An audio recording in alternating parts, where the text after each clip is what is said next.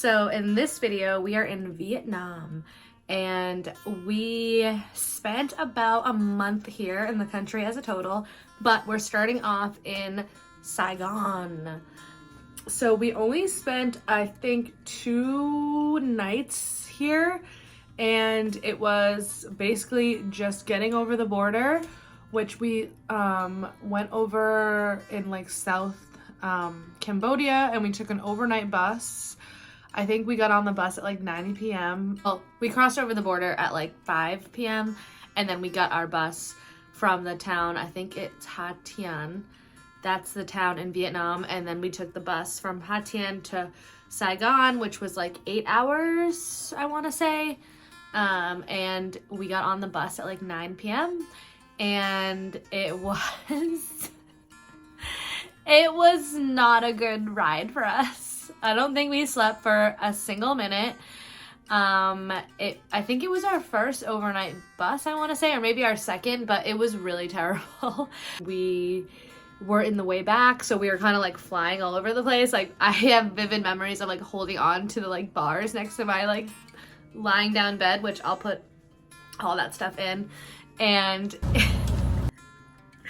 it was just, yeah.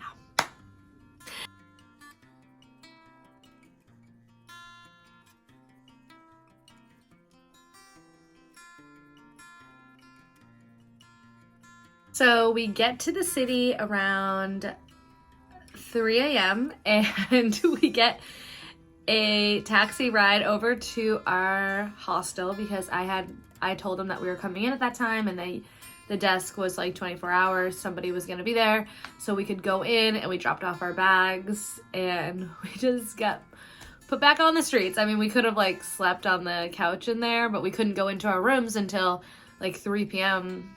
that day, and it was 3 a.m. So we left our bags and we went to the city. We found a 24-hour cafe that was like 5 minutes walking distance, so we walked there. It was actually like pretty bumping with, I think, students. Like, it was pretty busy, and they were playing like club music. Elizabeth and I were unwell at this point. Once the sun came out and we could kind of walk around, we did some exploring. We walked all around the city. Very beautiful city, probably the most modern city that we've been to. A lot of trees planted everywhere, a lot of big buildings. It was definitely like really clean and really nice. And yeah, the streets were insane. Way less cars, just tons more motorcycles, and no tuk-tuks, which we hadn't experienced yet.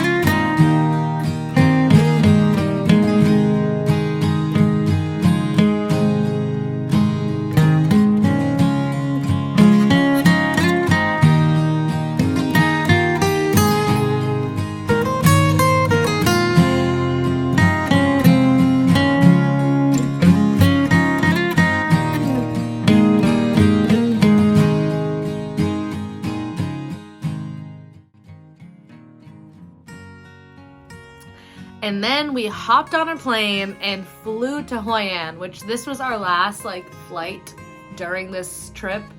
And I think we wanted to take a train or something, but again, we couldn't find any seats. So if I have give anybody advice, it's like definitely book those tickets ahead of time. But we took a flight, it was like an hour flight, which would have been like 15 hours on a train or something. And we got to Hoi An, and yeah, pretty painless flight. Some of the other flights were kind of scary, but this one wasn't that scary. The airports, though, are definitely intense and not like they are over here. There's like no order to anything. Like people just go. Like if you're in a line, it does not matter. Anybody will walk in front of you. If you're in the bathroom waiting for a stall, like people will just go right by you into the stall, and you're like, oh, I thought we were in line. It's like, no. Even like at the sink, like anything you can think of. Going through security, that was shocking. I think the most shocking, because you're like, oh, it has to be like orderly, like we're in security line. Like no, people were like walking by me with their like bucket, like putting it down right in front of me. I was like, okay. Yeah.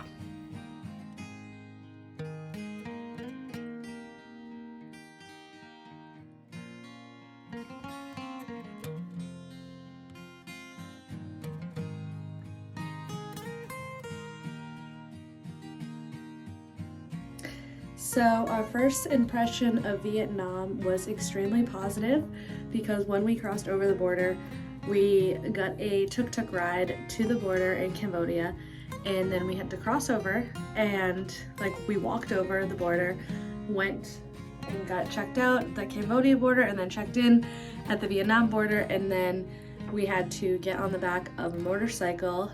Like there's these like guys on motorcycles that take you to like the train station, or they take you from like one part of the border to the other part of the border. And before we